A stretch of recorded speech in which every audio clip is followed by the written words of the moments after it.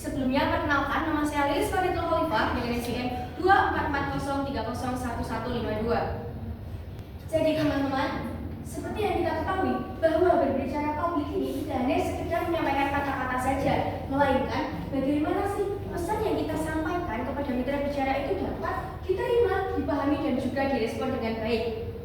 Dalam berbicara di depan publik, terdapat beberapa prinsip yang menunjang keberhasilannya. Prinsip ini dijadikan sebagai sebuah fondasi yang penting bagi seseorang ketika berbicara di depan publik. Prinsip-prinsip efektif yaitu yang pertama ada kejelasan atau clarity, kemudian yang kedua ada kepaduan atau coherence, yang ketiga ada kredibilitas atau credibility, dan yang terakhir ada kesiapan atau preparation. Lanjut saja. Nah, yang pertama teman-teman, ada kejelasan. Kejelasan ini merupakan inti dari komunikasi yang efektif, di mana kejelasan ini diartikan sebagai suatu kemampuan untuk menyampaikan pesan agar pesan itu mudah diterima dan dipahami oleh mitra bicara dan tidak menimbulkan ambiguitas. Jadi, kejelasan ini ketika kita menyampaikan informasi itu penting, tetapi kita tidak jelas dalam menyampaikannya, justru itu akan membuat bingung mitra bicaranya. Nah, dalam kejelasan terdapat beberapa aspek. Yang pertama ada bahasa sederhana dan tepat. Jadi, kita harus menggunakan bahasa yang sesuai dengan mitra bicara kita dan juga hindari istilah teknis yang rumit. Jadi, ketika kita menggunakan istilah teknis itu, jangan sampai tidak mencantumkan kejelasannya, karena itu akan membuat mitra bicara itu mengalami kebingungan. Nah, yang kedua ada artikulasi dan juga pelafalan yang jelas. Jadi, setiap kata yang kita ucapkan ketika menyampaikan sebuah materi kepada mitra bicara itu harus jelas artikulasinya agar mitra bicara itu mudah memahami apa yang kita sampaikan. Yang ketiga ada struktur kalimat logis dan juga efisien, di mana kita ketika menyampaikan materi di depan publik itu kita harus menggunakan kalimat yang jelas. Jangan sampai kita menggunakan kalimat kok itu berbelit-belit. Itu akan membuat mitra bicara itu kesusahan ketika menerima informasi dari kita. Kemudian yang keempat ada fokus pada gagasan pokok. Nah, kita di sini tidak boleh membahas suatu gagasan pokok yang keluar dari topik utama kita, di mana contohnya ketika saya pertama itu membahas tentang pendidikan, kemudian saya melanjutkan dengan berekreasi, itu kan sangat tidak padu ya teman-teman. Jadi harus berhubungan dari awal pendidikan ya sampai akhir harus tentang pendidikan, dan juga menggunakan transisi. Seperti contohnya transisi itu ketika pertama, kedua, dan selanjutnya itu akan mempermudah mitra bicara itu memahami alur pemikiran dari pembicara. Kemudian yang kelima menggunakan alat bantu visual. Contoh dari alat bantu visual ini yaitu menggunakan grafik, tabel, dan juga gambar untuk memperjelas konsep. Contohnya, ketika saya akan menjelaskan tentang statistik, itu akan lebih mudah mitra bicara memahami ketika saya menggunakan grafik, diagram batang ataupun juga diagram lingkaran. Kemudian yang ada memperhatikan kecepatan dan intonasi bicara. Nah, intonasi ini sangat penting teman-teman, karena intonasi akan mempengaruhi bagaimana penyampaian pesan yang disampaikan kepada mitra bicara, karena menekankan informasi penting seperti itu.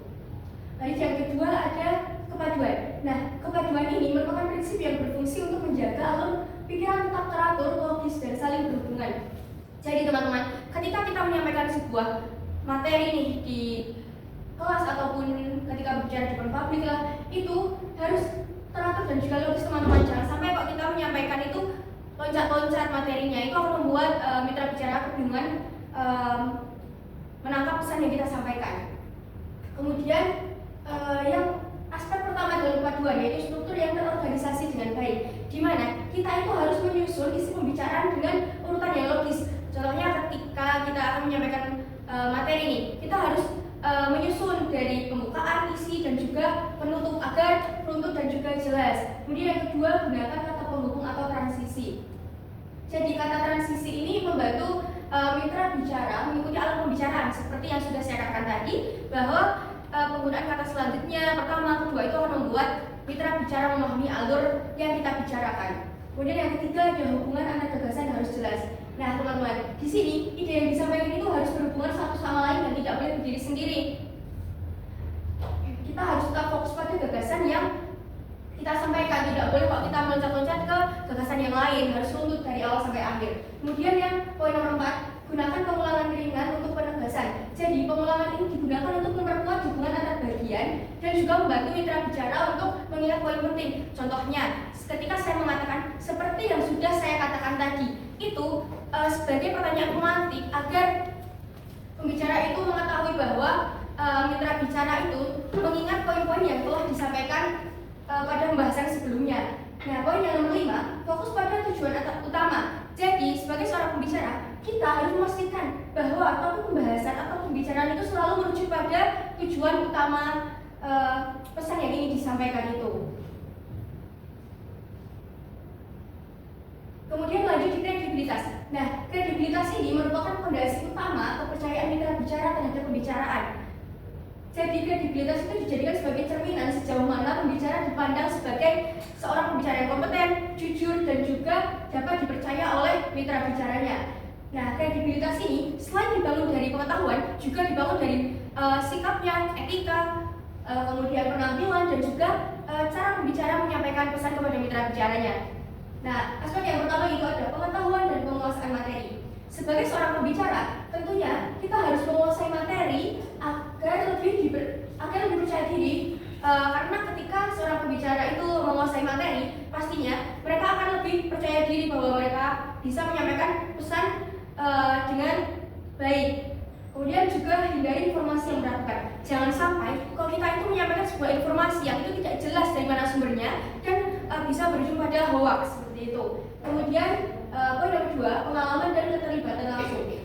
Jadi teman-teman, terkadang ada pembicara yang mengaitkan atau pembahasan itu dengan pengalaman pribadinya. Nah, itu tuh bagus teman-teman. Jadi mitra bicara itu akan lebih percaya kayak, oh ternyata itu beneran ada ya, seperti itu. Nah, itu pastinya akan menambah bobot kepercayaan dari mitra bicara kepada pembicara. Kemudian yang ketiga ada penampilan dan bahasa tubuh. Nah, di sini kita sebagai pembicara itu sudah seharusnya berpenampilan rapi karena itu akan membuat kesan yang positif yang tidak dipandang oleh mitra bicara kita. Dan menggunakan bahasa tubuh untuk menciptakan kesan meyakinkan. Nah, teman-teman, bahasa tubuh itu sangat diperlukan karena ketika kita berbicara dengan mitra bicara kita harus menggunakan kontak mata, gestur tubuh yang sesuai karena itu dapat meyakinkan informasi atau pesan yang disampaikan oleh pembicara. Kemudian yang keempat ada kejujuran dan transparansi. Jadi teman-teman, ketika kita ada pertanyaan nih dan itu menurut kita sulit dan kita tidak mengetahui jawabannya itu apa, kita tidak apa mengakui kalau saya mohon maaf saya belum tahu dengan jawaban ini dan mungkin bisa ditampung terlebih dahulu dan bisa dijawab di kesempatan lain atau bisa melalui sosial media dijawabnya seperti itu. Dan usahakan jangan memberikan informasi yang tidak benar karena itu nanti akan menjerumus kepada hoax. Nah, yang kelima ada konsistensi dan etika dalam berbicara. Jadi pembicaraan itu harus konsisten antara ucapan dan juga sikap seorang pembicara.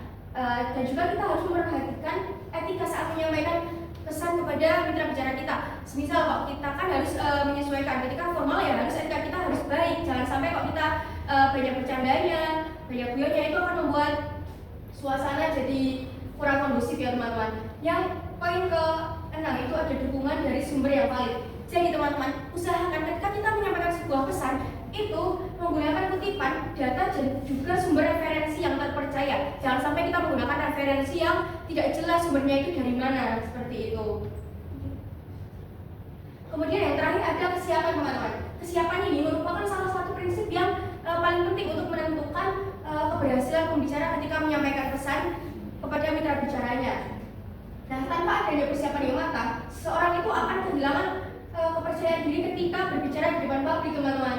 Persiapan ini tidak hanya sekedar menguasai materi saja, melainkan pemahaman terhadap mitra bicaranya kita siapa, kemudian penyusunan struktur pidatonya lembut atau tidak, dan juga penggunaan media pendukung serta pelatihan ketika akan presentasi teman-teman. Nah, yang aspek pertama ini ada menguasai materi yang akan disampaikan.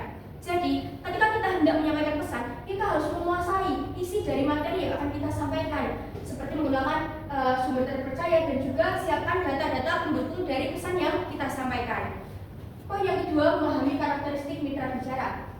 Nah, ini penting teman-teman, karena kita harus mengetahui siapa pendengarnya agar kita itu dapat menyesuaikan gaya bahasa yang akan kita gunakan ketika menyampaikan pesan. Contohnya ketika sekarang saya menyampaikan pesan kepada mitra bicaranya kan karena kita sama-sama mahasiswa, jadi saya menggunakan bahasa yang santai, tetapi pesan yang saya sampaikan itu dapat dipahami oleh teman-teman semuanya.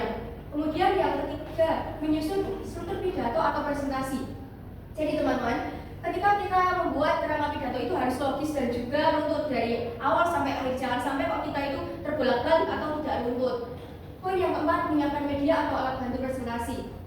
Contohnya teman-teman, di sini saya menyiapkan slide PowerPoint. Nah, di sini PowerPoint ini membantu saya untuk menjelaskan materi yang akan saya sampaikan pada teman-teman semuanya. Kemudian pastikan peralatan teknis itu berfungsi. Jadi sebelum saya melakukan presentasi, saya itu harus mengecek apakah PPT-nya sudah sesuai atau belum, kemudian laptopnya sudah bisa atau belum, proyektornya sudah baik atau belum. Itu harus teman-teman cek benar-benar, karena ketika ada kendala teknis itu kan pastinya akan mengganggu kelancaran ketika berbicara di depan publik. Kemudian poin yang kelima adalah melatih penyampaian secara langsung. Jadi teman-teman, sebelum kita melakukan berbicara di depan publik, kita itu harus latihan terlebih dahulu. Contoh latihannya bisa ketika kita berbicara di depan cermin, kita melihat bagaimana sih kita itu berbicara yang baik dan benar. Kemudian bisa meminta evaluasi kepada teman. Jadi kita bertanya, ini kurang apa ya, ini sudah betul apa belum ya. Itu bisa menjadi evaluasi buat diri kita. Kemudian memperhatikan intonasi, ekspresi, tempo, dan bahasa tubuh. Ini sangat penting teman-teman, karena itu akan menekankan informasi yang kita sampaikan kepada lawan bicara kita. Kemudian yang keenam adalah menyiapkan diri untuk kemungkinan gangguan. Jadi teman-teman, gangguan itu mungkin saja bisa terjadi ketika kita menyampaikan materi kepada mitra bicara di depan publik. Contohnya ketika ada gangguan teknis atau pertanyaan sulit dan audiens tidak antusias, sehingga kita itu harus mempersiapkan diri terlebih dahulu atau ketika mengalami gangguan tersebut. Kemudian yang keenam ada menjaga kondisi fisik dan mental. Ini sangat penting teman-teman, karena ketika kondisi fisik dan mental kita baik, tentunya itu akan menjadi satu strategi untuk melancarkan atau suatu keberhasilan ketika kita berbicara di depan publik. Nah, cara menjaga kondisi fisik dan mental ini, teman-teman bisa dengan cara istirahat yang cukup dan juga melakukan relaksasi untuk menenangkan diri. Contohnya, ketika kita merasa gugup, kita bisa tarik nafas, ambil nafas itu bisa untuk menenangkan diri kita sendiri. Nah, kita sampai pada tahap kesimpulan. Jadi teman-teman, prinsip efektif dalam berbicara di depan publik itu menjadi penunjang dalam keberhasilan seseorang ketika berbicara. Nah, dalam berbicara di depan publik terdapat beberapa prinsip, yaitu yang pertama ada prinsip kejelasan, kedua ada prinsip kepaduan, ketiga kredibilitas, dan yang terakhir adalah kesiapan. Atau prinsip-prinsip tersebut dapat dijadikan sebagai suatu pedoman untuk menyusun strategi komunikasi yang meyakinkan, inspiratif, dan juga berdampak bagi mitra bicaranya. Selain itu, prinsip-prinsip tersebut itu juga bisa digunakan untuk meningkatkan kualitas serta efektivitas dalam berbicara di depan publik. Mungkin sekian materi yang bisa saya sampaikan pada pagi hari ini. Jika ada pertanyaan, boleh langsung saja saya membuka sesi tanya jawab. Sebelumnya perkenalkan, nama saya Nur Ayu Rahmawati dengan NPM 2420301081. Ingin bertanya, apa yang akan terjadi jika seorang pembicara tidak memiliki kejelasan dalam menyampaikan pesan yang disampaikan? Baik, terima kasih atas pertanyaannya Mbak Ayu. Jadi tadi pertanyaan Mbak Ayu itu bagaimana jika pembicara tidak memiliki kejelasan dalam menyampaikan pesan? Nah, saya ingin menjawab ya Mbak Ayu. Jadi menurut saya, ketika pembicara menyampaikan dengan tidak jelas, itu pastinya akan mempengaruhi bagaimana mitra bicara memahami pesan yang ingin disampaikan. Contohnya, misal mitra bicara itu langsung bilang begini, ini sebenarnya yang disampaikan oleh pembicara itu apa? Kok saya tidak paham, kok tidak jelas? Nah, itu pastinya kan akan membuat pesan yang disampaikan pembicara tidak disampaikan dengan baik dan benar. Seperti yang sudah saya jelaskan tadi, bahwa kejelasan ini sangat penting Mbak Ayu. Karena walaupun sebaik apapun informasi atau sepenting apapun informasi yang akan disampaikan, tetapi dari pembicara itu saja tidak memiliki kejelasan atau penjelasannya ini tidak sesuai lah, ibaratnya seperti itu pastinya akan membuat mitra bicara mengalami kebingungan dan juga kesulitan ketika menangkap pesan yang disampaikan oleh pembicara. Seperti itu. Apa sudah terjawab Mbak Ayu? Baik, terima kasih. Baik, terima kasih teman-teman. Mungkin itu saja materi yang dapat saya sampaikan pada pagi hari ini. Semoga materi yang saya sampaikan bermanfaat bagi teman-teman semuanya. Saya minta maaf jika ada salah kata atau perbuatan ketika menyampaikan pesan. Kurang lebihnya mohon maaf. Wassalamualaikum warahmatullahi wabarakatuh. Waalaikumsalam.